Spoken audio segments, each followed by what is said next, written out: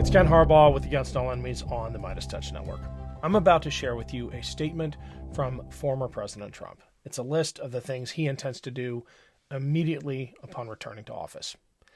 I heard someone say recently that the main difference between Donald Trump's first term and a potential second is that this time he has a plan, and he has assembled around him a cast of loyal foot soldiers who will stop at nothing to implement it. This speech is not a pledge to the country, it's a threat. You'll see what I mean. And to dismantle the deep state and reclaim our democracy from Washington corruption once and for all, and corruption it is. First, I will immediately reissue my 2020 executive order restoring the president's authority to remove rogue bureaucrats, and I will wield that power very aggressively. Second, we will clean out all of the corrupt actors in our national security and intelligence apparatus, and there are plenty of them. The departments and agencies that have been weaponized will be completely overhauled so that faceless bureaucrats will never again be able to target and persecute conservatives, Christians, or the left's political enemies, which they're doing now at a level that nobody can believe even possible. Third, we will totally reform FISA courts, which are so corrupt that the judges seemingly do not care when they are lied to in warrant applications. So many judges have seen so many applications that they know were wrong, or at least they must have known.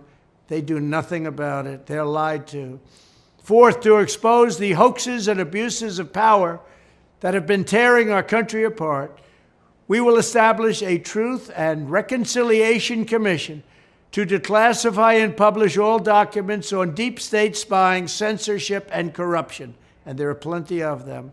Fifth, we will launch a major crackdown on government leakers who collude with the fake news to deliberately weave false narratives and to subvert our government and our democracy. When possible, we will press criminal charges. Sixth, we will make every Inspector General's office independent and physically separated from the departments they oversee so they do not become the protectors of the deep state. Seventh, I will ask Congress to establish an independent auditing system to continually monitor our intelligence agencies to ensure they are not spying on our citizens or running disinformation campaigns against the American people, or that they are not spying on someone's campaign like they spied on my campaign. We don't even have to listen that closely to appreciate the authoritarian impulses of Donald Trump. He and his allies are now saying the quiet parts out loud. He said he would terminate the Constitution if he could, and his enablers at places like the Heritage Foundation have issued comprehensive guidebooks like Project 2025 for how to dismantle our democratic safeguards. The people closest to Trump talk openly about invoking the Insurrection Act to limit Americans' ability to protest. We don't need deep journalistic exposés to identify these dangers, although investigative journalism still plays a vital role in defending democracy. What we need are people brave enough to tell the truth loudly about the threats posed by a second Trump administration. Tristan Snell is one of those people. He successfully prosecuted Donald Trump for fraud in the Trump University case and is a keen observer of how Trump manipulates his followers. My full interview with Tristan is on Burn the Boats, where we talk about that case against Trump and the inability of today's Republicans to stand up to his lies. But I pulled this part out because it speaks directly to the threat that Donald Trump poses to our democracy. Here's Tristan Snell, former Assistant Attorney General of New York. Donald Trump just released a statement outlining the top list of things he would do as a reelected president, and it is chilling stuff. It's not just gutting the federal bureaucracy and shifting jobs out of D.C., it's going after journalists. It's basically abolishing warrants. It is truly putting us on the road to fascism. And I would love your thoughts on how to raise the alarm, how to leverage what you learned in successfully taking down Trump in this one instance and mobilize and motivate the American people to stand in the way of this? I think he's the silver lining out of all of this is I think it's going to serve as its own wake-up call. He is again saying the quiet part out loud, and he has a habit of doing this. It's a strength for him because it allows him he is very much the example for his base of he says what I'm thinking. And, that's something the MAGA people say a lot about him. And so he is saying it out loud, but he's so obvious about it that it's not a dog whistle.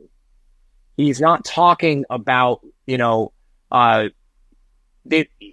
he would talk about draining the swamp, whatever that meant.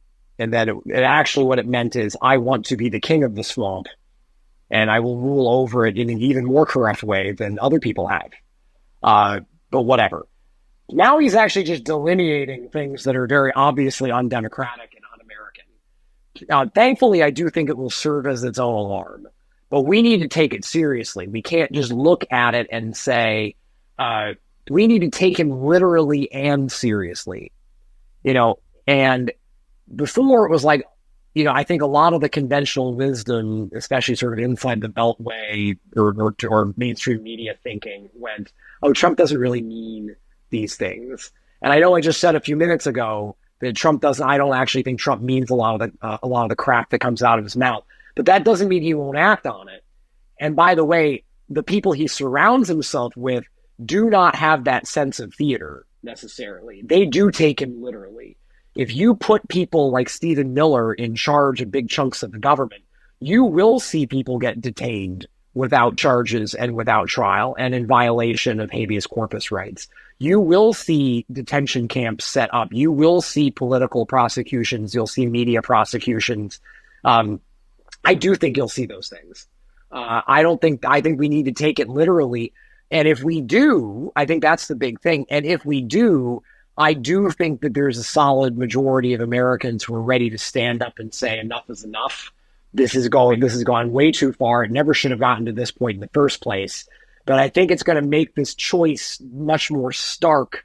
And whatever people feel about Joe Biden, or whatever people think about his age or about, the Middle East or whatever, it's going to come down to a very stark choice between the Republic and Democratic and democratic processes and the rule of law as we know it versus autocracy and fascism and totalitarianism and a man who, if he gets in again, may not leave.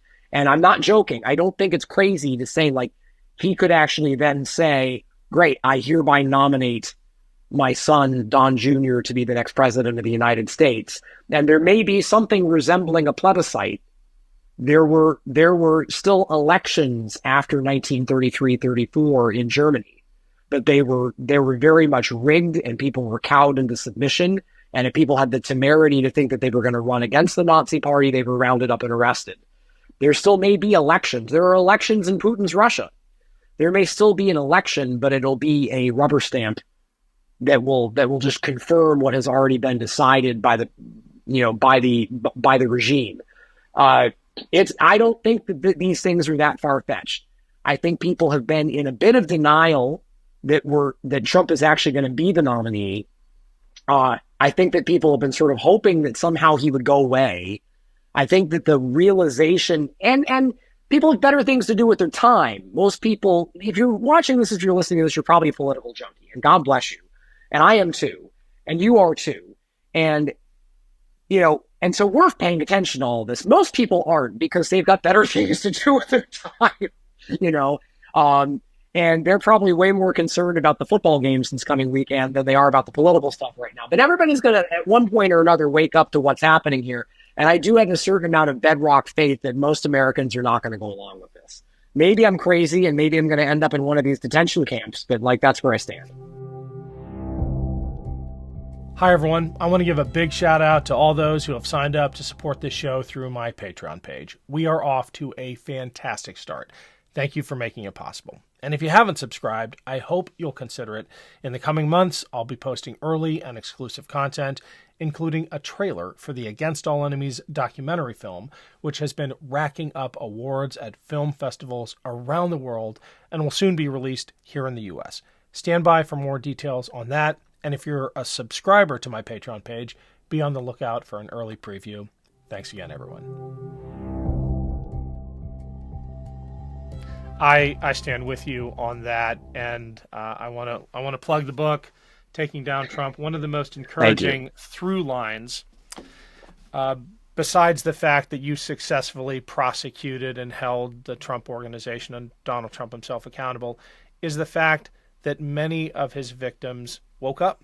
They realized the danger to themselves, to their families. For some of them, they suffered a lot to get there. But I think that's instructive for our current moment as well. We've got a cult expert coming on the show soon, Dr. David Hassan, who talks about the possibility of recovering people even from the deepest connections they may have to a cult. Yeah. And you talk to hundreds of people who invested everything in Donald Trump and were able to detach themselves. Yeah, I think it is really critical. And by the way, they had come to that realization on their own.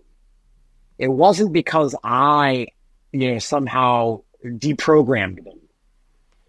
When I picked up the phone to call them, they were already there. They just needed to tell me what they were feeling and what they were thinking and how they had arrived at that. And I did ask them. I asked them, when did you realize it?